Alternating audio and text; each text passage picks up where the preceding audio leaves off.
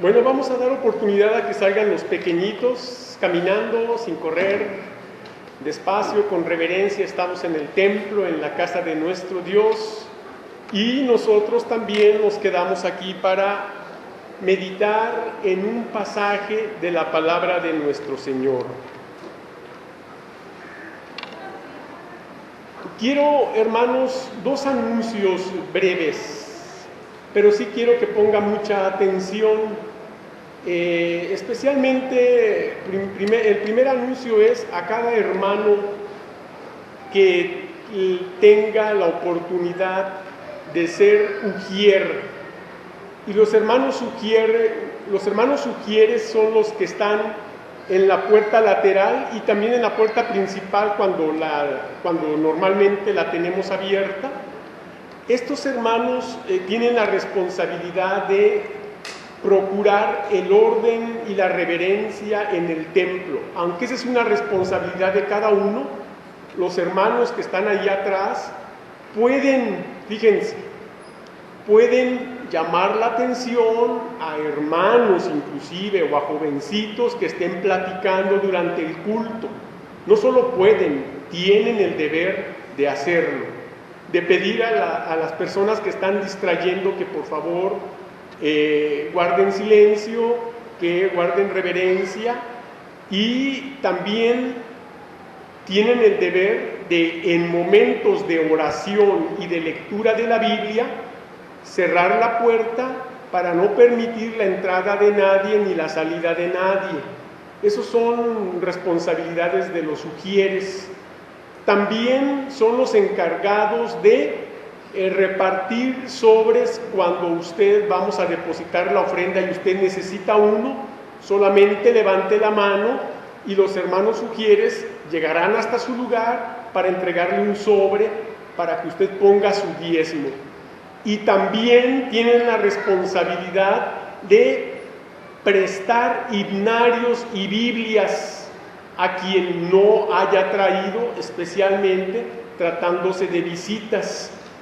Y una responsabilidad más es que al final del culto van a recoger las Biblias e himnarios que usted, nuestro amigo visitante o hermano que recibió una Biblia, usted la dejará en su lugar, ahí en el asiento.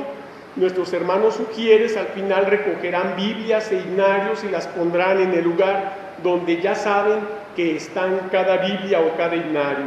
Eso es en cuanto a los ujieres. Téngalos en cuenta y no se moleste, por favor, si no le permiten la entrada o la salida en momentos de oración y de lectura de la Biblia, o si le piden que por favor guarde silencio. De antemano le pido, no dé motivo a ello. Estamos en el templo, en la casa de Dios, y venimos a adorar al Señor. Otra cosa, otro anuncio, y voy a insistir en él. Las clases de la escuela dominical deben, al tercer timbre, si es posible, no terminar la clase, sino ya estar casi en el templo. Así que después del tercer timbre, ninguna clase de la escuela dominical debe seguir adelante, porque eso es romper con el orden y el respeto. Y entonces, ¿qué se está enseñando? Si decimos que en la iglesia se hace todo decentemente y en orden, los tres timbrazos son para que el maestro esté escuchando. Ya dieron el primero, ya dieron el segundo, quiere decir que ya en este tiempo solo tengo el tiempo para terminar, para que al tercer timbre ya estén, si es posible aquí, sería lo mejor. De manera que les pido por favor a todos los maestros que respeten el orden en la iglesia, porque de otra manera, pues, ¿qué estamos enseñando? Muy bien, después de esos anuncios voy a pedir por favor que abramos la Biblia, la palabra de Dios, en el Evangelio según Lucas. Evangelio según Lucas, por favor, capítulo 22.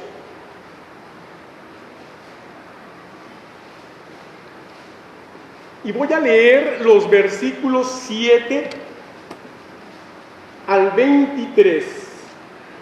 Lucas 22, 7 al 23. Usted va a seguir esta lectura con mucha reverencia en su lugar en silencio. Y dice la palabra de Dios en Lucas 22, 7 al 23 así: llegó el día de los panes sin levadura, en el cual era necesario sacrificar el cordero de la Pascua. Y Jesús envió a Pedro y a Juan, diciendo: id, preparadnos la Pascua para que la comamos. Ellos le dijeron: ¿dónde quieres que la preparemos? Él les dijo: he aquí, al entrar en la ciudad os saldrá al encuentro un hombre que lleva un cántaro de agua. Seguidle hasta la casa donde entrare y decid al padre de familia de esa casa: el maestro te dice, ¿dónde está el aposento donde he de comer la Pascua con mis discípulos? Entonces él os mostrará un gran aposento alto ya dispuesto, preparad allí. Fueron pues y hallaron como les había dicho y prepararon la Pascua. Cuando era la hora, se sentó a la mesa y con él los apóstoles. Y les dijo: cuánto he deseado comer con vosotros esta Pascua antes de que padezca, porque os digo que no la comeré más hasta que se cumpla en el reino de Dios. Y habiendo tomado la copa, dio gracias y dijo: tomad esto y repartidlo entre vosotros, porque os digo que no beberé más del fruto de la vid hasta que el reino de Dios venga. Y tomó el pan y dio gracias y lo partió y les dio, diciendo: esto es mi cuerpo que por vosotros es dado, haced esto en memoria de mí. De igual manera, después que hubo cenado, tomó la copa diciendo: esta copa es el nuevo pacto en mi sangre, que por vosotros es derramada. Mas, he aquí, la mano del que me entrega está conmigo en la mesa. A la verdad, el Hijo del Hombre va según lo que está determinado, pero ay de aquel hombre por quien es entregado. Entonces ellos comenzaron a discutir entre sí quién de ellos sería el que había de hacer esto.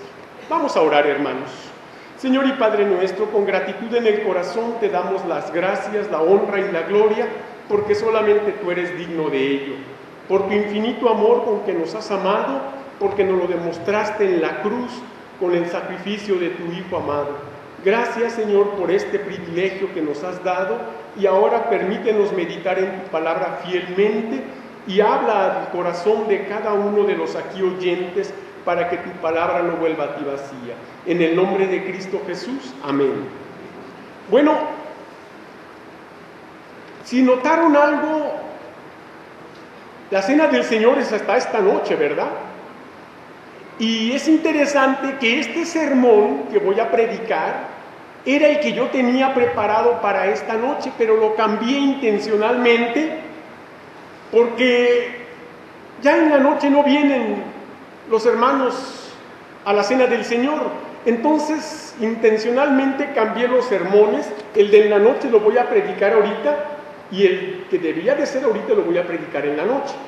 De manera que este sermón se titula Una ordenanza que debe ser obedecida. Ese es el título del sermón, y comenzaré diciendo lo siguiente. En los primeros 3 evangelios, Mateo, Marcos y Lucas, presentan la institución de la Cena del Señor con algunas diferencias leves que no alteran el mensaje central. El propósito de las versiones o de las distintas versiones en los evangelios en cuanto a la descripción de la conmemorativa noche es con el fin de que aquella segunda ordenanza de Cristo a sus discípulos fuera fielmente obedecida por todo creyente verdaderamente comprometido con Cristo Jesús.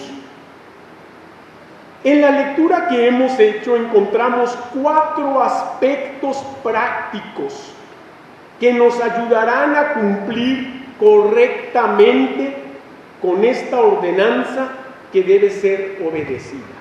Veámoslos, hermanos. 4 aspectos prácticos. El primero de ellos, el primer aspecto práctico de esta ordenanza es en cuanto a la preparación, hermanos. en cuanto a la preparación. ¿Y a qué preparación me refiero? Bueno, primeramente estoy hablando de la preparación en un día especialmente designado. Vea lo que dice el versículo 7 de nuestra lectura. Llegó el día de los panes sin levadura, en el cual era necesario sacrificar el cordero de la Pascua. Muy bien, estamos hablando de un día especialmente destinado para esta segunda ordenanza, la Cena del Señor. Obviamente, en nuestro pasaje que acabamos de leer, no se refiere a la Cena del Señor, sino a la Cena Pascual. Todos recordamos que esa Cena Pascual conmemoraba o recordaba la liberación del pueblo judío del yugo egipcio por 430 años de esclavitud. Entonces, aquella cena pascual en la cual también se comían alimentos especialmente preparados, los panes sin levadura, conmemoraba aquel gran hecho libertador. Y entonces, aquel día, hablando literalmente, era el día martes. Era el día martes. Obviamente estamos hablando en el contexto judío, no en el contexto cristiano. En el contexto judío, ese día de la preparación sería el martes, ¿verdad?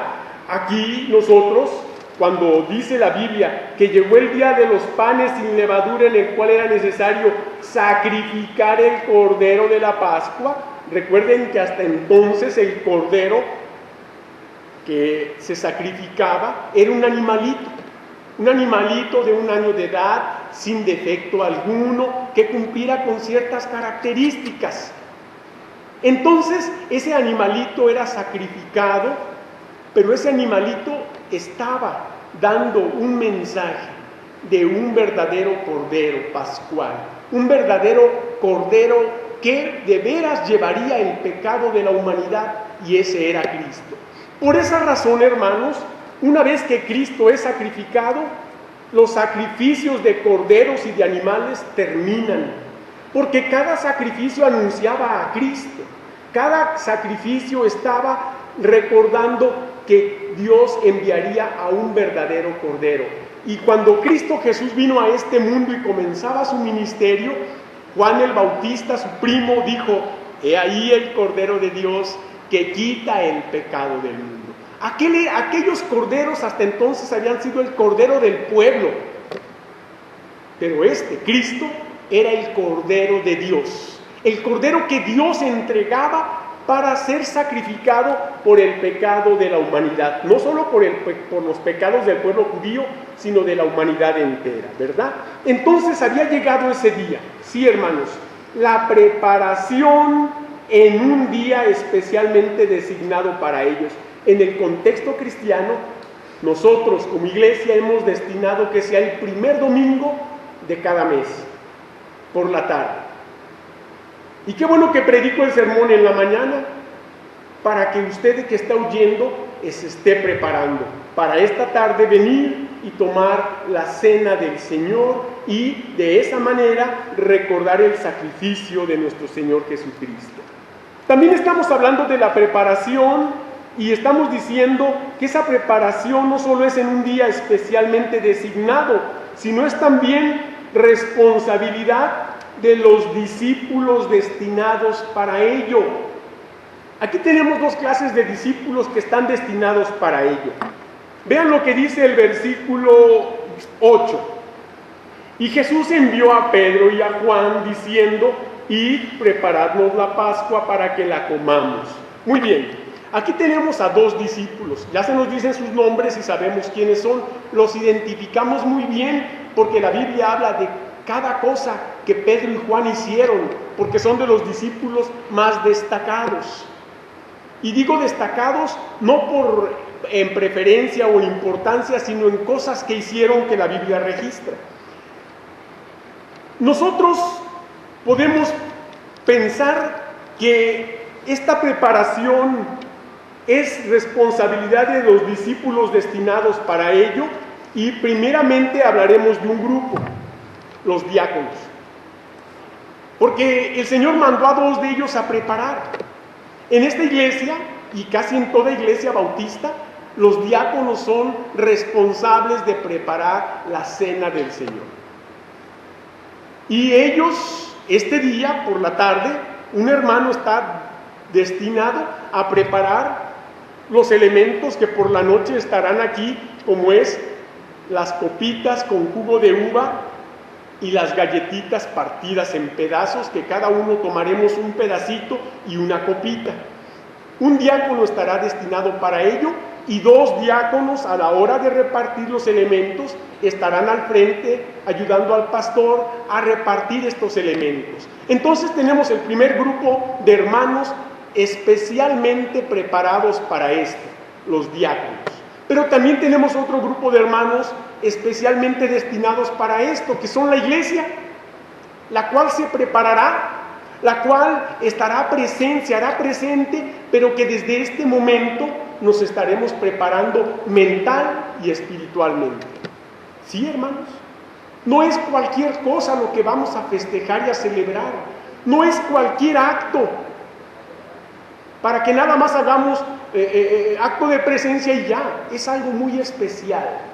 Es algo que es una ordenanza de Cristo que debe ser tomada con la seriedad que Cristo quiere, porque Él mismo tomó con seriedad su sacrificio. Y tan seriamente lo tomó que llegó hasta la cruz y murió por usted y por mí. De manera que estamos hablando de esa preparación, pero esa preparación también es en el lugar especialmente consagrado para ello. Dijimos que hay un día, pero también hay un lugar. Vea lo que dice el versículo, los versículos 9 al 12. Ellos le dijeron: ¿dónde quieres que la preparemos? Él les dijo: he aquí, al entrar en la ciudad os saldrá al encuentro un hombre que lleva un cántaro de agua, seguidle hasta la casa donde entrare y decid al padre de familia de esa casa: el maestro te dice, ¿dónde está el aposento donde he de comer la Pascua con mis discípulos? Entonces él os mostrará un gran aposento alto, ya dispuesto, preparad allí. En aquel momento, recuerden que Cristo apenas estaba fundando los cimientos y los principios de su iglesia con aquellos 12 discípulos. Y todavía no había un templo cristiano, había un templo del pueblo judío y sinagogas también para los judíos, pero todavía no había un templo cristiano. Pero ese aposento alto es el que se volvería el primer lugar de reunión de los cristianos. El primer lugar de reunión en donde ya después de que Cristo murió y resucitó, los discípulos y todos los cristianos, las mujeres y los seguidores de Cristo se empezaron a reunir allí. Allí, ese lugar, que era una casa común y corriente donde vivía un hombre, un padre de familia, que muy seguramente después también sería un miembro más de esa iglesia. Se congregaban en ese lugar. Muchas iglesias han empezado en casas. Muy pocos templos, y yo me atrevería a decir que casi ninguno, aunque tal vez estoy equivocado, pero realmente la gran mayoría de los templos en todas partes del país han comenzado en una casa. En una casa. Realmente nosotros no comenzamos edificando primero el templo y luego metiendo a la iglesia. Eso solamente lo hace la Iglesia Católica, que tiene el poder económico y el respaldo del gobierno para hacer eso. Nosotros comenzamos en una casita, en una cochera, en un cuarto, y allí empieza la obra y empieza a crecer. Empezamos a invitar conocidos, personas, empezamos a hacer obra personal, la gente empieza a llegar, al rato esa casita ya es insuficiente y se renta un lugar mayor o se compra una casita al lado y se va extendiendo, y ya al rato la casita o las casitas se tienen que destruir para levantar un templo, y así es como comienza la obra del Señor. Vea que el primer templo así comenzó, en una casa. Y sí, hermanos, porque esa preparación es en un lugar especialmente consagrado para ello. Así que estamos hablando de la preparación. Estamos viendo que es el primer aspecto práctico de esta ordenanza que debe ser obedecida. Y este primer aspecto es la preparación. Pero también diremos de la preparación, la cual debe llevarse al pie de la letra. Por eso el versículo 13 dice, fueron pues, ¿quién? Pues Pedro y Juan, y hallaron como les había dicho, ¿y qué dice allí? Prepararon la Pascua. Prepararon la Pascua. De modo que esta preparación debe llevarse al pie de la letra. En aquel momento fue de la letra que Jesús les dijo. En este momento es de la letra que Jesús ha dejado escrita. Aquí está. Y entonces tenemos una letra que hay que obedecer fielmente, que es la palabra del Señor. Por eso en esta iglesia se predica únicamente la palabra del Señor. A esta plataforma y a este púlpito nadie se va a subir con otro libro que no sea la Biblia. Así de fácil, nadie. Porque en esta iglesia y en este púlpito solamente se ha predicado, se predica y se predicará la palabra del Señor, la cual se debe cumplir al pie de la letra. Vamos a ver el segundo aspecto práctico de esta ordenanza que debe de ser obedecida. Y este es en cuanto a la disposición. Vimos primeramente en cuanto a la preparación. Ahora vamos a ver en cuanto a la disposición. Y cuando hablamos de disposición, ¿a qué nos referimos? Bueno, la disposición es una actitud mental y de conducta de alguien para hacer algo. Eso sería la disposición. Cuando una persona está dispuesta a algo, está preparada, ya está nada más esperando a que aquello se haga. Vamos a ver qué podemos ver en cuanto a la disposición. Y diremos tres cosas. La disposición para estar todos presentes a la hora fijada. Vean lo que dice el versículo 14. Cuando era la hora, se sentó a la mesa y con él los apóstoles. ¿Qué les parece?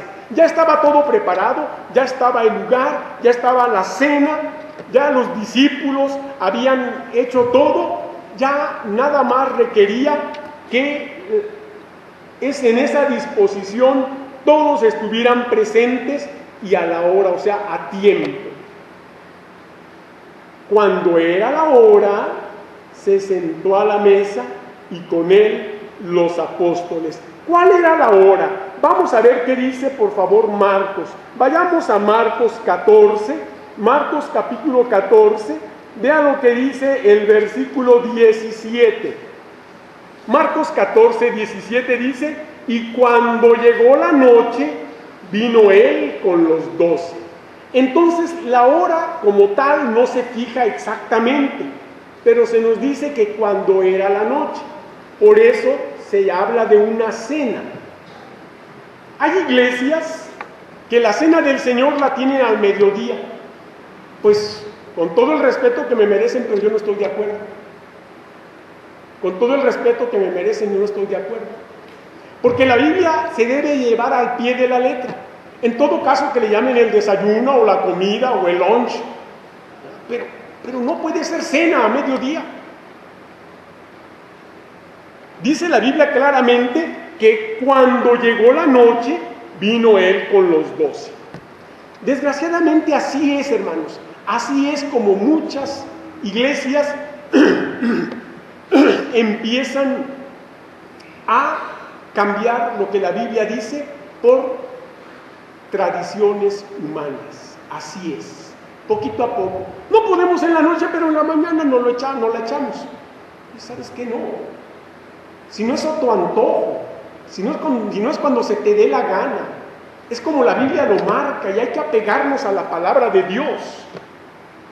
Por eso esa disposición es para estar todos presentes a la hora fijada. Dice la Biblia que cuando llegó la noche el Señor llegó con los 12. Cuando llegue este culto a las 6:30 en esta tarde, aquí deben estar ya todos. Trate de llegar temprano, porque la Biblia dice que cuando era la hora se sentó a la mesa y con él los apóstoles. No llegue a la hora de la cena, llegue a la hora que empezamos el culto, por favor. Y hay que llegar a tiempo, y hay que estar a la hora todos. Dice la Biblia que estuvo el Señor con los 12 discípulos. Más adelantito, Judas se va a entregar a Cristo, pero comenzó con todos. Así que lleguemos todos a la hora, ¿verdad? Hablando de la disposición. También diremos de la disposición para estar todos conscientes de los padecimientos de Cristo. Vea lo que dice el versículo 15. Y les dijo: cuánto he deseado comer con vosotros esta Pascua antes que padezca. Antes que padezca. Esa Pascua, ¿por qué esa Pascua y no otras? Pues esa Pascua porque ya sería la última. Ya sería la última que iba a recordar en la que se iba a sacrificar aquel cordero. Porque en adelante los corderos ya no sería necesario sacrificarse. Era la última en la que aquel animalito inocente sería sacrificado por el pecado del pueblo. Ahora estaba aquel hombre inocente, perfecto, intachable, impecable, que moriría por usted y por mí y por toda la humanidad. Y tenía que padecer, y debemos estar conscientes, hermanos, de que el Señor llegó a esa cena consciente de lo que le sucedería. Y nosotros, ahora que las cosas han sucedido y que han pasado y que están registradas en la palabra del Señor, debemos estar conscientes de lo que vamos a conmemorar esta noche, a las 6:30. Vamos a recordar, a conmemorar solemne y reverentemente, pero con amor y con gratitud a Dios, el sacrificio de Cristo Jesús, el Cordero de Dios que quita el pecado del mundo. La disposición, además, para estar todos expectantes ante el regreso de Cristo. Vea lo que dicen los versículos 16 al 18. Porque os digo que no comeré más, porque os digo que no la comeré más, hasta que se cumpla en el reino de Dios. Y habiendo tomado la copa, dio gracias y dijo: tomad esto y repartidlo entre vosotros, porque os digo que no beberé más del fruto de la vid hasta que el reino de Dios venga. Qué interesante que esta frase la repite 2 veces. Obviamente, el Señor está reiterando su regreso. No solamente su sacrificio, su muerte, su sepultura, su resurrección, su ascensión, sino su regreso. Todo lo que acabo de decir ya sucedió, menos el regreso. Todo lo que acabo de decir, aquí todavía no sucedía, pero estaba por suceder. Jesús iba a ser tomado preso, iba a ser culpado injustamente, iba a ser condenado indebidamente, iba a morir para salvarnos, sería sepultado en una tumba, pero también se levantaría de ella y saldría victorioso para, después de 40 días de aparecer a sus discípulos y restaurarles de su pecado, regresar al cielo. ¿De dónde vendrá?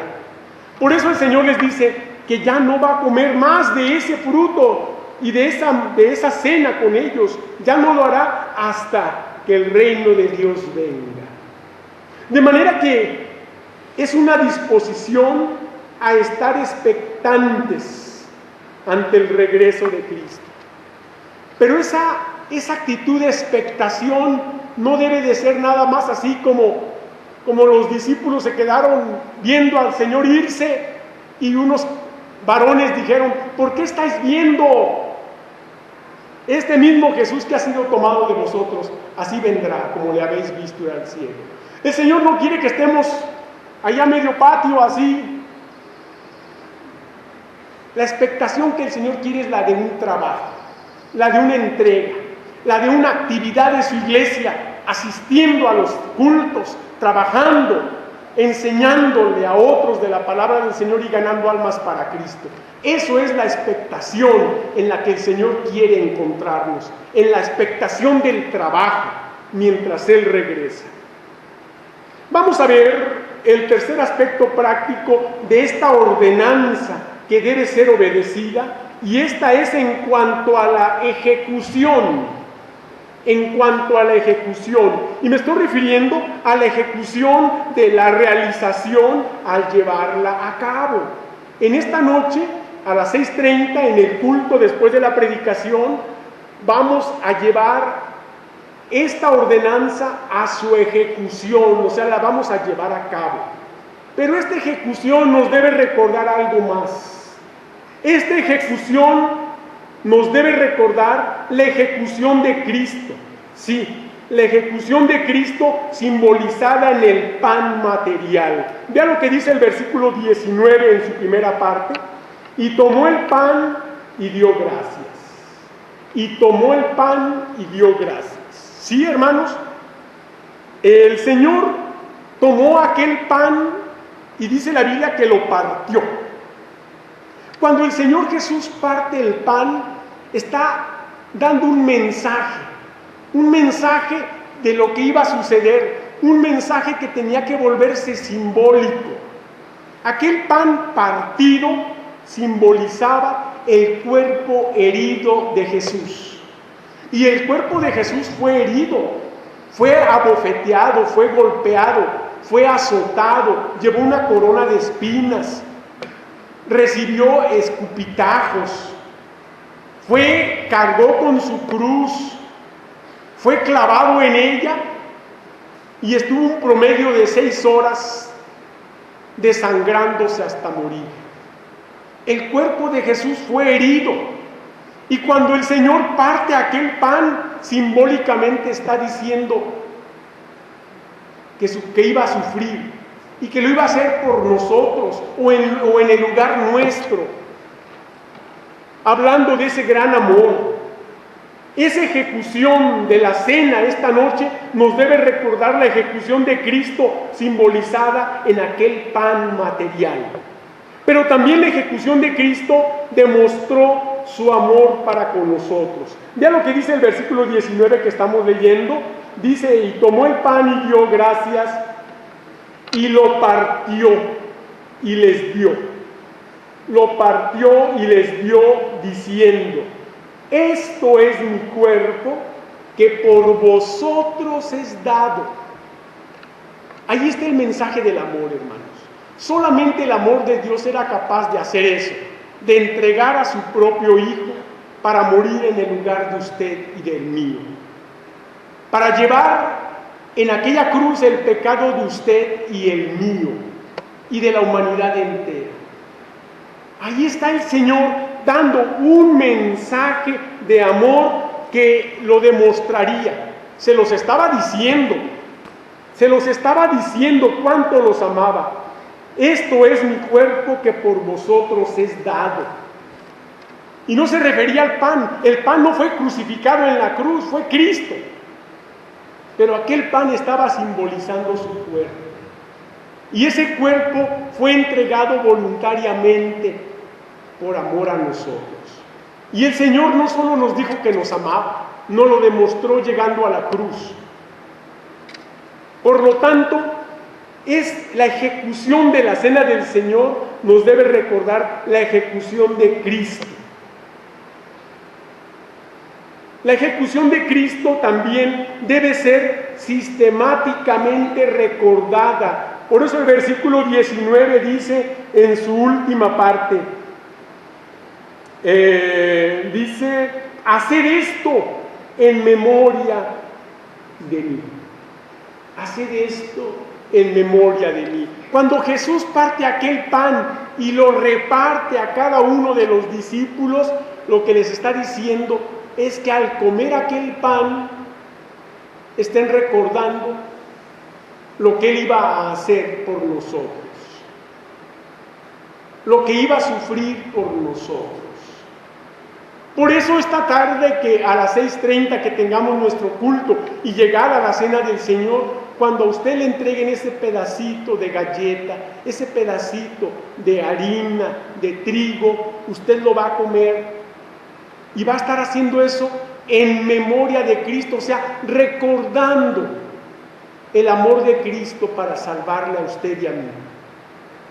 Es un momento muy solemne, Es un momento de reverencia, es un momento de recogimiento, porque estamos recordando el amor de Dios manifestado en el sacrificio de Jesucristo. Pero además, la ejecución de Cristo instituye un nuevo pacto. Vean lo que dice el versículo 20. De igual manera, después que hubo cenado, tomó la copa diciendo: esta copa es el nuevo pacto en mi sangre. Hasta allí. Había un pacto, el pacto mosaico, el pacto de la ley de Moisés. Los famosos 10 mandamientos y un sinfín de ordenanzas y mandamientos derivadas que usted puede leer allá en el libro de el Éxodo y el Levítico, especialmente. Muchísimas leyes de morales, de urbanidad, de higiene, de tantas cosas. Había una ley del pacto. La palabra pacto quiere decir del convenio, un convenio entre Dios y el hombre. El convenio de los 10 mandamientos estaba por terminar. No por quedar sin valor, pero sí por terminar en cuanto a su función. Por medio de los 10 mandamientos o del decálogo de Moisés, imposible ser salvo. Imposible. Pero ahora venía un nuevo convenio, un nuevo pacto. Y ese estaba en la sangre de Cristo, el único que no pecó. Porque Él dijo que no había venido a abrogar la ley ni los profetas, sino a cumplirlos. Y en Cristo, quien cumplió la ley, porque Él mismo dijo: ¿quién de vosotros me redarguyo, me convence de siquiera algún pecado? Y no hubo quien, porque ni aun cuando Cristo fue condenado, se comprobó su pecado. La Biblia dice que por envidia le condenaron y que las acusaciones de unos y de otros no concordaban y que se veía que eran falsas acusaciones. De manera que esta ejecución de Cristo instituye un nuevo pacto, un nuevo convenio, que es a través ya no de cumplir los 10 mandamientos, lo cual es imposible, pero sí a través de la sangre de Cristo. Y ahora la salvación se hace posible para toda persona, para todo ser humano que entiende el mensaje de salvación, que sabe que la única manera de llegar a la presencia de Dios es por medio de la sangre de Cristo. Por eso decíamos al principio que Juan el Bautista, cuando vio a Cristo, dijo: he ahí el Cordero de Dios que quita el pecado del mundo. Y es únicamente la sangre de Jesucristo la que nos limpia de todo pecado. Se necesitaba ya no la sangre de un animalito, ahora era la sangre del verdadero Cordero de Dios. Esa sangre limpia el pecado de quien sea, sin importar lo que ha hecho. Porque para eso Cristo murió y para eso Cristo tiene poder. Esta ejecución de Cristo pagó el altísimo precio de nuestra salvación. Por eso el versículo 23 dice así. Versículo 20 en su última parte dice así: esta copa es el nuevo pacto en mi sangre, y dice que por vosotros se derrama. Ahí está el pago gratificante, el altísimo precio de nuestra salvación solamente se pudo pagar con la sangre de Cristo. Solamente Dios aceptó ese pago, el de la sangre de Jesucristo. ¿Cuántos corderitos se habrán sacrificado desde el primero hasta Cristo? El primer sacrificio sucedió después de que Adán y Eva pecaron. Fue Dios quien sacrificó el primer animal para poder cubrir con pieles a aquel par de pecadores. A partir de allí, hermanos, ¿cuántos animalitos inocentes murieron por los pecados de la humanidad? No sé, yo sé que es imposible contarlos, pero yo sé que cada animalito era un mensaje del verdadero Cordero de Dios, aquel que con su sangre pagó el altísimo precio de nuestra salvación. Y vamos a ver por último el cuarto aspecto práctico de esta ordenanza que debe ser obedecida, y este es en cuanto a la exhortación. En cuanto a la exhortación, y ya sabe que una exhortación es una llamada de atención con amor, con amor. Y esta exhortación es a no traicionar la confianza del Señor. Vea lo que dice el versículo 21. Mas he aquí, la mano del que me entrega está conmigo en la mesa. Qué doloroso ha de haber sido para Cristo decir estas palabras. No hay nada más doloroso, hermanos, que estar frente a una persona que ha traicionado su confianza. Yo no sé si ya le ha sucedido, pero yo creo que todos alguna vez hemos confiado algo muy especial a alguien, que creíamos también especial y digno de nuestra confianza. Y un día ese alguien esparce aquel secreto, aquello que le habíamos confiado, y al rato andamos en boca de todos y volteamos a ver a aquella persona diciéndole: no lo sabrían si no es por ti. Y entonces sentimos un dolor tan grande, no solo porque aquello que le confiamos se supo, sino por la traición de la confianza, aquella confianza que se ha roto, aquella amistad que inclusive quizá terminó, porque aquella persona representaba algo tan cercano a nosotros que pudimos confiarle algo muy privado. Y entonces, no solo aquello se supo, sino aquella amistad, aquella confianza se traicionó y aquella amistad se terminó.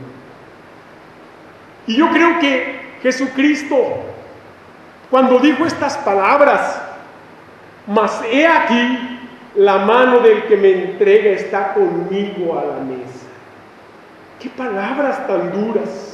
¡Qué palabras tan dolorosas para Cristo! Y seguramente yo me imagino que los ojos de Cristo se posaron en los ojos de Judas y lo miró. Y yo creo que aquel momento fue terrible para el Señor Jesús. No hagamos lo mismo que Judas. No traicionemos la confianza del Señor viviendo una vida de pecado y luego presentándonos aquí descaradamente a tomarme ese chorrito de jugo y esa galletita y irme como si me hubiera tomado nada.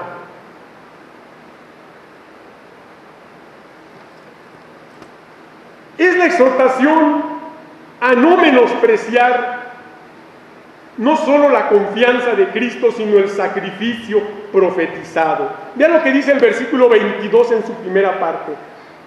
A la verdad el Hijo del Hombre va según lo que está determinado. Sí, hermanos, ya estaba de todos modos profetizado que iba a suceder.